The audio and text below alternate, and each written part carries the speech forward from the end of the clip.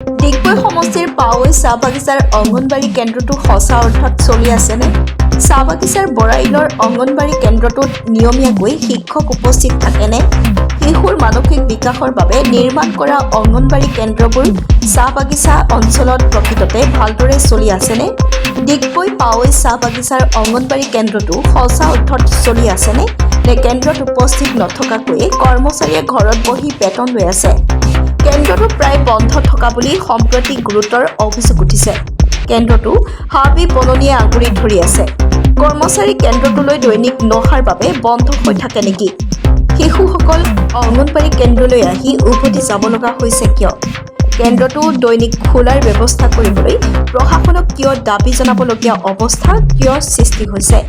সমগ্ৰ ঘটনাটোৰ বিষয়ে পাৱৈ চাহ বাগিচাৰ এগৰাকী সচেতন ব্যক্তিয়ে সাংবাদিকৰ আগত কি ক'লে তেখেতৰ মুখেৰে এবাৰ শুনকচোন। ডিগবৈৰ পৰা বিনন্দ কৌৰৰ ৰিপৰ্টাৰ লাইভ। আমি উপস্থিত আছোঁ পাৱৈ চাহ বাগিচাৰ পাৱৈ বৰলাইনৰ অংগনবাদী চেণ্টাৰ এটাত, আৰু এই চেণ্টাৰটোত আমি বহুত দিনৰ পৰা শুনিব পাইছোঁ যে যিজনী শিক্ষয়িত্ৰী আছে তাই প্ৰায় সময় চেণ্টাৰটো বন্ধ ৰাখে আৰু নিজৰ মন মৰ্জিতে চলাই থকা আমি অভিযোগ পাই আছোঁ। গতিকে আজি সংবাদ মাধ্যমৰ পৰা আমি জনাব বিচাৰিছোঁ যে আজিৰ দিনত অসম চৰকাৰে, আমাৰ অসমৰ মাননীয় মুখ্যমন্ত্ৰীয়ে যিবিলাক অংগনবাদী চেণ্টাৰ আছে মডেল চেণ্টাৰ কৰি তোলাৰ বাবে বা অংগনবাদী চেণ্টাৰবিলাকৰ শিক্ষাৰ প্ৰণালীটো ভাল হোৱাৰ বাবে বিভিন্ন ধৰণৰ পদক্ষেপবিলাক লৈ আছে, আৰু এইসমূহ কেনেকুৱা আগবঢ়াই লৈ যাব তাৰ কাৰণে চিন্তা কৰিছে। তেনেকুৱা এটা স্থলতে আমি যে আজি পাৱৈ বৰলাইনৰ এই অংগনবাদী চেণ্টাৰৰ কথা কেতিয়াবা চিন্তা কৰি দুখ পাওঁ যে এনে এটা সময়ত, এনেকুৱা ভাল এটা সময়ত যে নিজৰ মই মতালি কৰি যদি কোনোবা শিক্ষয়িত্ৰী যদি অংগনবাদী চেণ্টাৰবিলাক চলাই থাকে, তেতিয়াহ'লে সেই চেণ্টাৰত পঢ়ি থকা ল'ৰা ছোৱালীসকলৰ ভৱিষ্যতটো কি হ'ব?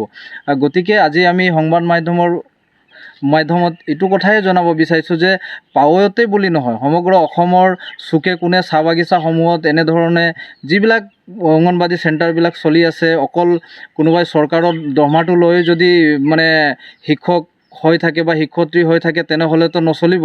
এনেধৰণৰবিলাকৰ ওপৰত বিহিত ব্যৱস্থা কৰি আগন্তুক দিনত কেনেকুৱাকৈ ভালকৈ চলাব পৰা যায় তাৰ ওপৰত এটা ব্যৱস্থা কৰিব লাগে।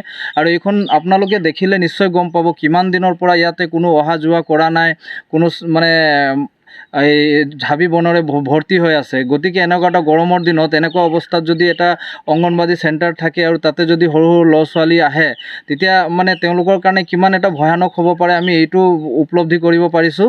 আৰু বিশেষকৈ এইটোৱে ক'ম যে আজি তেওঁসকলে নিজৰ ইচ্ছাতে কেলৈ এই স্কুলবিলাক চলায়, কাৰণ স্কুলৰ কিছুমান নীতি নিয়ম আছে। আজি আমাৰ পাৱৈ চাহ বাগিচাৰ ভিতৰত যিবিলাক বাকী অন্যান্য অংগনবাদী চেণ্টাৰ আছে সেইবিলাক আমি কেইদিনৰ পৰা লক্ষ্য কৰি চলি আছোঁ যে সময়মতে তাহাঁতৰ ক্লাছ হৈ আছে, তেওঁলোকে স্কুলবিলাক চলাই আছে। কিন্তু এই স্কুল আমি যিটো আজি উপস্থিত হৈছোঁ এইখনত কিন্তু প্ৰায়ে সময়ে বন্ধ থকাই আমি গম পাওঁ।